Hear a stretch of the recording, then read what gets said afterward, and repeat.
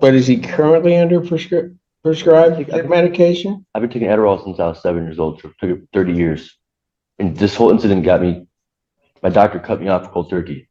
It's just because of this whole thing, but I still had some The left. doctor cut you off, so you should have been taking it. When's the last time you filled that prescription? It's a couple months ago. And I had my mom hold on to my pills while I was homeless for the time being. Now that I'm back to work and everything else, I'd gotten back on them. I wasn't gonna wait until I started school again. It's not easy carrying those around. People keep stealing them. So yeah, I'd have my mom hold on to them. Okay, right away, this case gets complicated. The defendant admits taking amphetamines, but claims they were left over from an old prescription. Legally, that's a big deal. In most jurisdictions, once a prescription expires or a doctor stops prescribing it, continuing to take the medication can actually violate bond conditions or drug policies. The judge is trying to figure out one key question. Was this medication still legally prescribed? Because if it wasn't, that could turn a medical explanation into a bond violation. What do you think? Is this a misunderstanding, or is the defendant digging a deeper hole for himself? Good morning, I'm Charlotte Steffen on behalf of Andrew Party. Andrew, you say your name? Andrew Party? An Assistant Public Defender Natalie Tate on behalf of Andrew Party, still on the case ending in 1090. You are? All right. I apologize, Your Honor. I believe Ms. Steffen has been appointed to both cases. Is that correct? That was my understanding, Your Honor, but maybe I'm mistaken. You have that? I'm double checking. Because I don't. So I have her on case ending in 0621. Correct. And then PD, Yeah. So he has two attorneys. All right. So what are we doing on these cases? Because I think the first thing we need to deal with is bond violation. Stephanie, did you get a copy of that? I did, and I have had an opportunity to discuss that with Mr. Party. All right, why don't we deal with that? Sure, Your Honor. So he admits that he has tested positive for amphetamine. He indicates that it's left over from a prescription.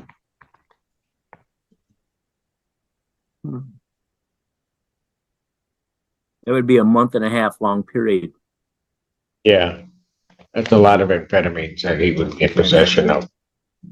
If what he's indicating to you, counsel, is true, Mr. Allen. I have about 10 more left in my script. There's also a cocaine positive test. Yeah, I mean, that. Yeah. Yeah, it was in August 26th. Does he have an explanation for that? No, Your Honor, he's denying use of cocaine. He's denying the use of cocaine. Yes, Your Honor. So he wants a hearing on that? Yes, Your Honor.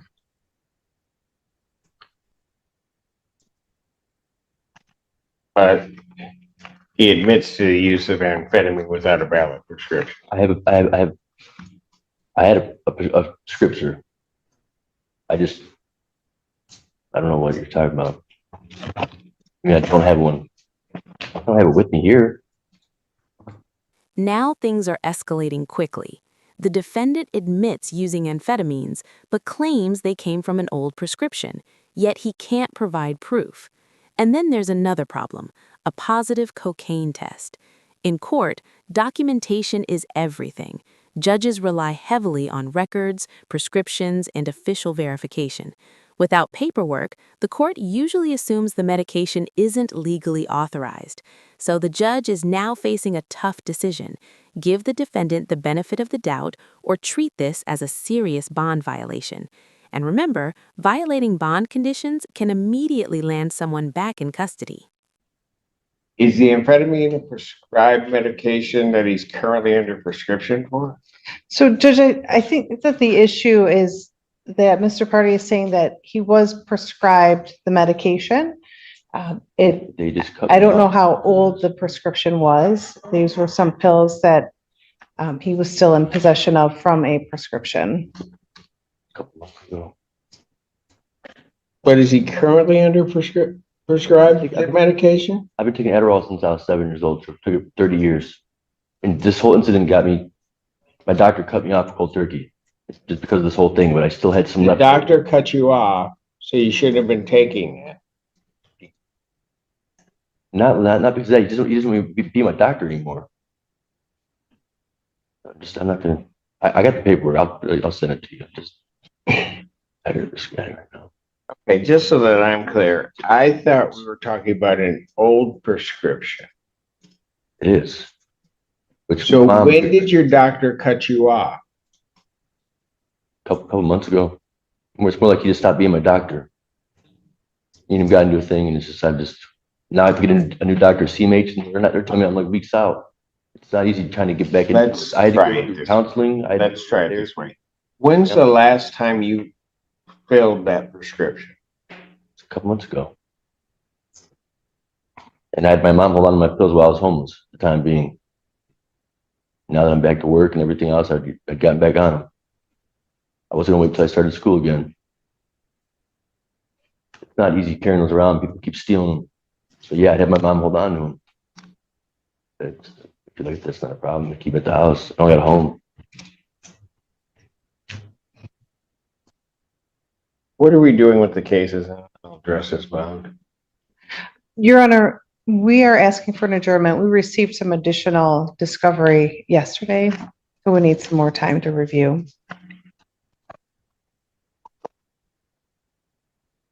That's right. I was going to be requesting an adjournment as well, Your Honor. This matter to my next date of October 15th, 2025 at 9 on both cases with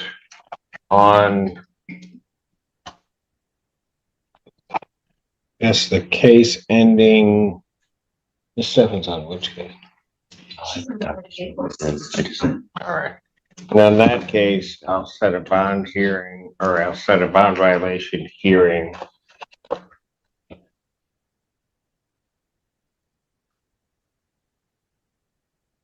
regarding the use of cocaine for that same date of October 15th, 2025. I'll set that at 9 a.m. And there it is. The judge schedules a bond violation hearing. That's a serious step. Instead of deciding immediately, the court is giving both sides time to bring evidence about the cocaine test and the prescription claims. But here's the twist. If the court later determines that the defendant violated his bond conditions, he could be held in custody while the case continues. This moment shows how quickly things can shift in court.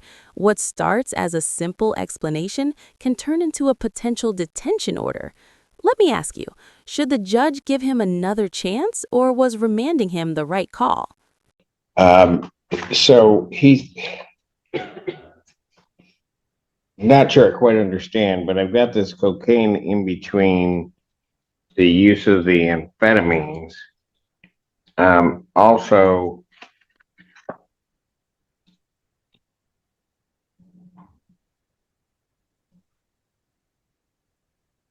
he didn't receive, he's indicating kind of the same thing, that he's on some prescription. This might have been avoided if it's indeed true.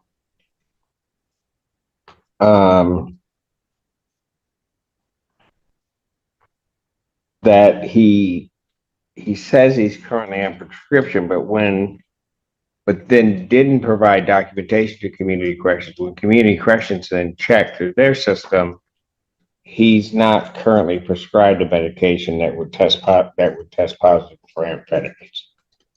Talking about the intake?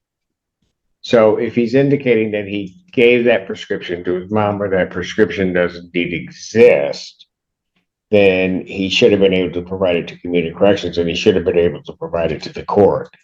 What I'm going to do at this time is defendant's bond is defendant's remanded. Counsel, if you can get that information to the court, then I'll reconsider that.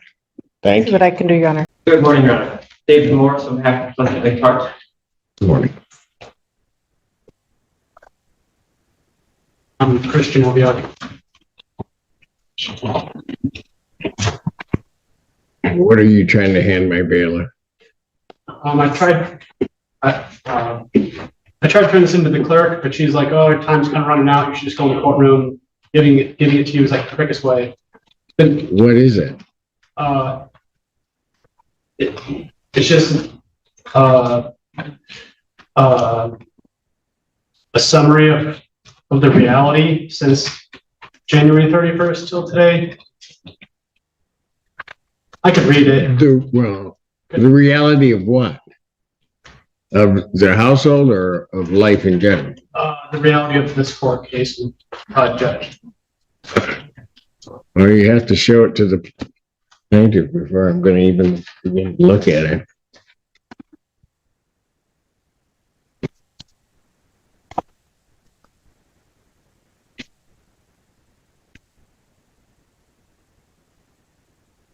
Do you mind? I don't mind. No, you know, this would be his argument today, you know, it's just a roadmap to his argument. All right. I just have a couple comments that I forgot to put in there. Sure. Like, this is my favorite sweatshirt. Like, this has all been eaten by rats. There's here, like the sweatshirt underneath has been eaten by rats. I've lost 2 pairs of Michael Jordan tennis shoes that are eaten by rats. These pants are eaten by rats. My really nice pair of Kappa pants that were like fuck, eaten by rats. I removed everything that I could from that house that's rat infested, that's owned by Mr. Weasel. But like due to my disability, I couldn't move on the couch and table and chairs.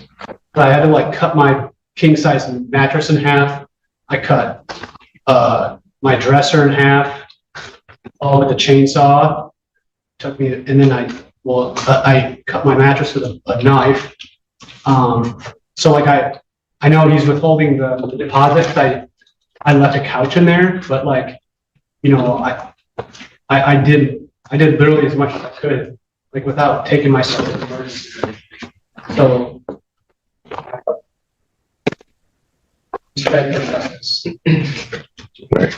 Good morning, Your Honor. We're on today's final settlement conference. Plaintiff is requesting, so last the court acted, Mr. Janowiak was ordered out by January 31st. He did that. Right. He vacated the premises on time. Plaintiff was withholding security deposit. We haven't had a forwarding address given to us. It's a P.O. box because I'm homeless. But the rent has been withheld for the security deposit has been withheld for unpaid rents, not for damage to the premises. There was some furniture left, and I would say excessive filth and trash, which demanded cleaning, but that hasn't been, we haven't charged for that at present. And so plaintiff. Don't mean that. How much was the security? The security deposit was $1,000. Okay. The outstanding rent, including the gas bill that was never changed over to his name. It was changed on the 31st. It was Sir. Hold on. I will let you respond. I always do. But go ahead. Thank you, Your Honor. Unpaid rents and gas bill is $4,005.19. If Your Honor were to, so if we apply the security deposit, the amount outstanding is $3,005.19. If Your Honor were to disperse the escrow funds, unpaid rents would be $1,770.19. And so that's what plaintiff is asking for today, Your Honor. I can make additional arguments for why I believe there's no tribal issue in this case, if that. The DTA was taken out on the 30th. Now it's gone by The 30th of January. on January, yeah. And then that is a straight lie. I mean, he also Hold on. He didn't say that you didn't take it out of your name. I mean, you're not charging for the 14 days, are you? Correct. So my understanding is that he was required to put the gas into his name, and that either didn't happen or went unpaid, one or the other. So I believe my client's books records show that they were just auto paying the gas over the course of his lease. And how much is the gas of this amount? We're talking about approximately I have it broken down by month here, but approximately $200. That is, I've been paying my DTE every month since I've been there. That's a straight lie. Like, that's a pure lie. I swear to God. Okay, That's a pure so lie. hang on. All the records are there. I mean, how can you lie about that? But hold on. You didn't pay the rent, so I know I owe DTE like $400. That's it.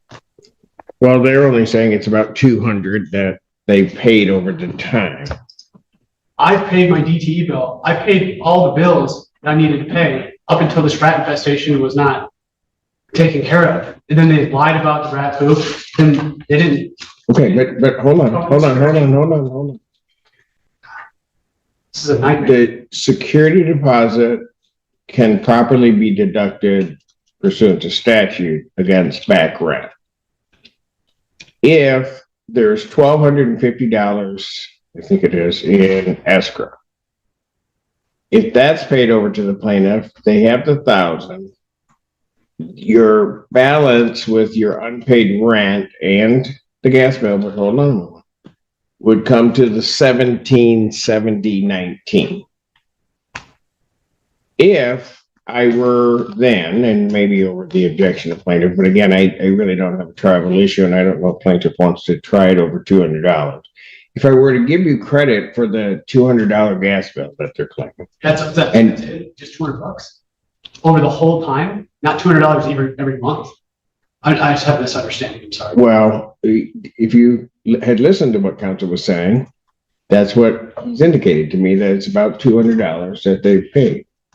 So hang on, if I give you credit for the $200, that would bring any judgment amount to $1,570.19. So I give you credit for the gas. So I'm disabled and homeless. I can't afford to pay anything. I'm barely eating as it is. And I lost my job because of this rat infestation. I worked from home for AAA. There's a full-blown rat infestation in the house. He got my next door neighbor to lie about it. Who is Steve? Sir, I've been through that initially. I think it was I know. badgers. Then I think there was a beaver that came up. You know, Then that transformed into mice. now, And then they became rats. yeah, it just And compounds. I know all of those rodents running around. I know. I'm not blowing smoke. I never blow smoke at the judge. I'm blowing smoke. No, I'm not saying that you're blowing smoke. I'm just saying that's a lot of vermin It's a lot. in one spot. And eating my clothes, eating my food. Look at this. Clothes. My clothes are eaten. I've had to throw away at least $500 in clothes because they're just lying about it. This is an inverted nightmare. Sir, I don't have anything to try. What you've asked me for, and I read over what you gave to the court, you want the escrow back. I don't think that's proper because the rent hasn't been paid. Also, in looking at everything in regard to this, I don't see where you would be entitled to any abatement necessarily of any rent in this, or that they're gonna need to pay you damages. So the damages are my clothes have been gone. I lost my job because the rats were literally underneath my bed. They were nesting. They were nesting inside the dresser, a foot from my house. A foot from where I lay my bed, where I lay down. I mean, there's a rat's nest literally underneath my bed, inside the house, and then lied about it while we were all standing in rat poop. And then this kept going on, and no professionals were hired. I've listened to you every time you come here.